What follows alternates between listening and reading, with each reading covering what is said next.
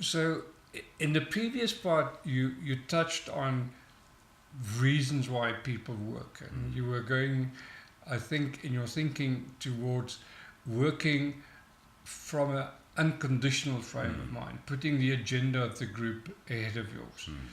Why would you say something like that? You know, we another way of looking at what the effect of this process of maturation is the discovery of the insight that the world that I'm in is my ally. But not in a way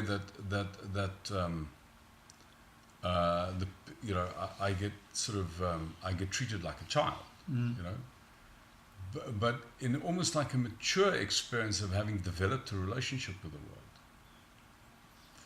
So what I mean by this is when I deal with somebody else on the basis of what I want from them.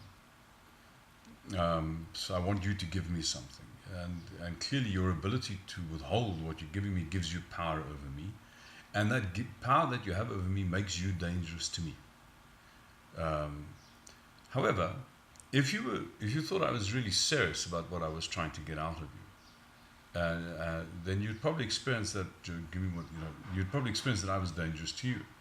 So when I engage the world on the basis of what I want from the world, then the other is dangerous to the self because the other can manipulate the self, and precisely because I'm trying to get something out of the world, I'm treating the world like a resource to my gratification. The other is vulnerable to me. So while I want something from the world, I'm dangerous to the world, and the world is dangerous to me. And clearly, the net effect of that, in terms of, is conflict. When I deliberately engage the other with the intent to act in the best interest of the other, in other words, what I can give rather than what I can get. If I deal with you on the basis of what I can give to you, you can't withhold anything. So you lose your power over me. You can't manipulate me anymore, which means to say I'm kind of, I'm safe from you. But precisely because I'm trying to be helpful to you now, you're safe from me. So I'm safe from you and you're safe from me. And when we're safe from each other, then we have harmony. Not only do we have harmony, but I engage the other, you in other words, in such a way where you are comfortable with acting in my best interest. So when my intent is to get stuff out of the world, I fundamentally still produce a world around me which is hostile to me. When my intent is to engage the world on the basis of how I can help the world, the effect of that is that I cultivate a world which is collaborative with me, is my ally. You know, that this is almost a moment by moment shift. So while I engage the other on the basis I want from the other, in that instance I get stuck. The other has power over me. The moment I shift my intent, the other loses their power over me, and I transcend the situation and I grow, and I get a greater sense of connectivity with the world. So actually, you have to work, you have to endeavor, and in the endeavor not just work on the outer activity but your intent to produce the real insight, which is that the world is my benefactor and the world is my ally. And it also seems that you're having a concern about competitiveness in work. You want to talk about that a bit?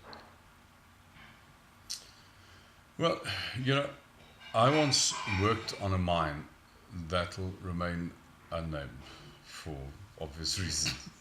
There were 3 operating divisions in this mine. The one operating 3 different shafts. The one shaft had 2 mine overseer sections, and each one of these sections basically access to the reef, or in fact it was a colliery, so access to the deposit was gained through a conveyor belt, and all the production from each one of these sections came on a separate conveyor belt. The manager of the shaft thought he would get best production by inciting a competition between these 2 mine overseer sections. Unfortunately, one of the mine overseer sections had a hit an unforeseen dike, which basically means that they could not ever win this competition. And so for about 6 months, they were on the losing end of this.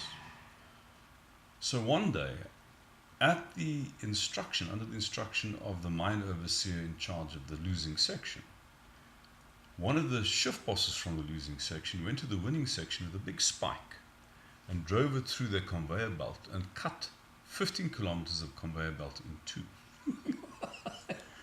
And that for me just indicates, how do you propose to get people to operate as a team when you get them to compete with each other?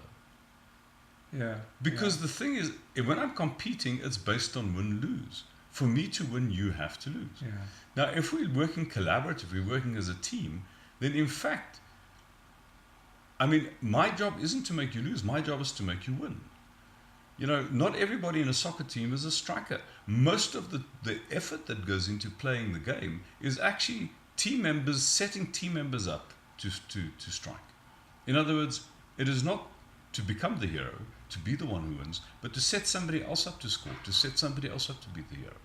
Now, when you have that magnanimity, then you have a team. Yeah. Otherwise, you just have a herd of cats. People are just literally acting in their own interests. Mm-hmm. Mm-hmm. Okay.